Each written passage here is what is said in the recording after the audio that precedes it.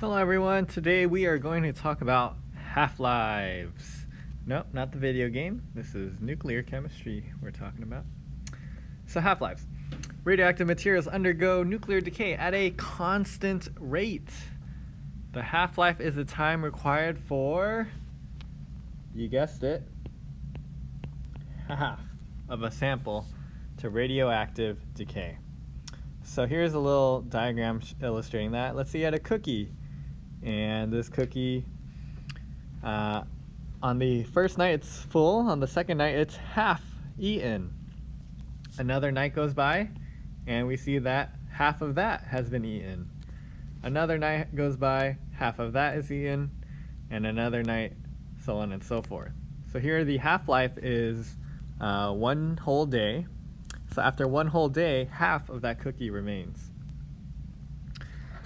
All right, let's take a look at some real examples here. So the half-life of iodine 131 is about 8 days.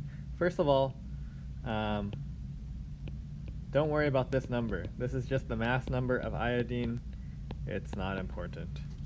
This means in 8 days, again, half would remain. So if we start off with 200 milligrams of iodine, how much will remain after 8 days?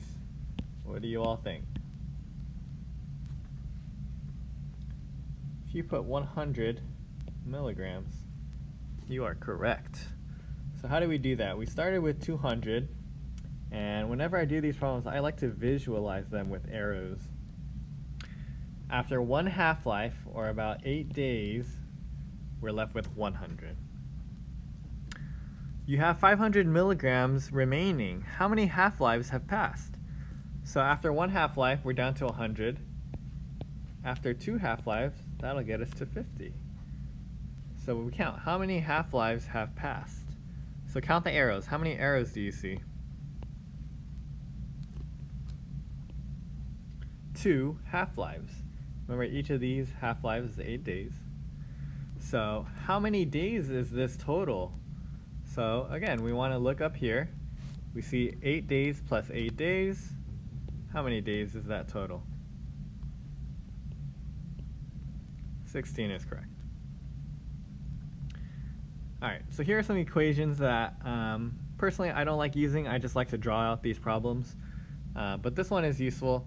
N equals T over H, where N is the number of half-lives, T is the total time, and H is basically your half-life, the time for 1 half-life. Okay, so we'll use at least that part of these formulas.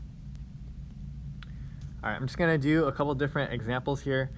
So radon is a radioactive noble gas with a half-life of 3.8 days. If a crack opens up and 320 grams of radon enters your house, how long would it take? So hopefully you're getting the idea that you always want to start with the given info.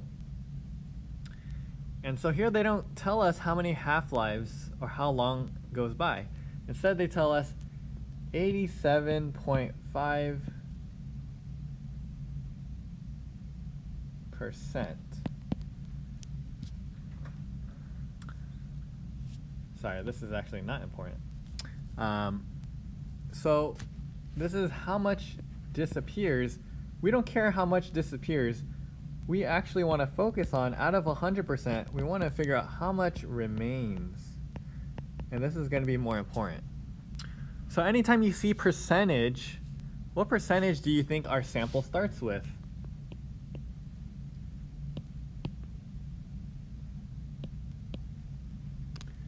%. We always start with 100%. And so we want to see how long it takes to get to that 12.5%. So after 100%, what percentage would remain? 50%. After another half-life, how much would remain? 25%. And then finally, we get to that 12.5% remaining. So if each of these is 3.8 days, right?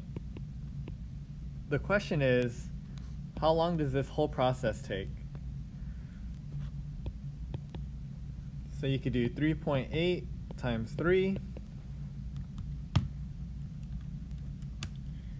going to get 11.4 days, or you can just add it up 3 times, but that's going to be our final answer here. Let's look at another example. Here you have to determine n first, so we're going to use that formula. The half-life is 24,110 years. If 150 grams of plutonium were buried in a time capsule, how much would be left if it were dug up 120,550 years later? All right, so this is going to be our total time. This number, this is our half-life, right? That's what they tell us. So that's h. So we're going to do n equals t over h. We're going to take these numbers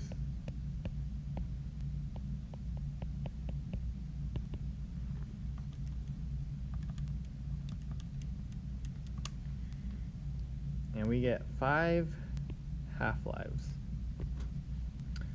So remember, half-lives are the same as the arrows here. So we start with 150 grams. So I'm going to draw 1, 2, 3, 4, 5 arrows representing those 5 half-lives. After 150, again, half remains. So we're going to put 75 grams. What's half of 75? 37.5. Half of that. And then half of that, about 9.4. I'm just going to round here. And then about 4.7 grams. That would be our final answer here. Okay, so here I figured out how many half-lives there were in this total amount of time. And then from there, I just started mapping it out, starting with that 150 grams, and we ended up with 4.7 grams there. All right, in this last example, we're going to work backwards. So it says here, if radon has a half-life of 3.8 days, in 15.2 days, about 2 grams of radon remain from the original sample. First, let's figure out how many half-lives have passed. So again, the formula, n is t over h. So that's going to be 15.2 over 3.8. And for all these problems, I try to get the numbers really clean for you. So 4 half-lives total. What was the original amount of radon gas? So instead of the ending amount, we're trying to figure out the original amount. So it says here 2 grams remain. I know that there are 4 half-lives, so I'm going to just work backwards here. 1 arrow, 2 arrow. Remember, the arrows represent the half-lives. And so instead of going half, when we go backwards, we're actually going to double. Okay, so what was the original amount of radon there? 32 grams is correct. All right, make sure you look over these practice problems when you're doing your worksheets. And again, just draw it out. It's going to help you a lot to just draw these out.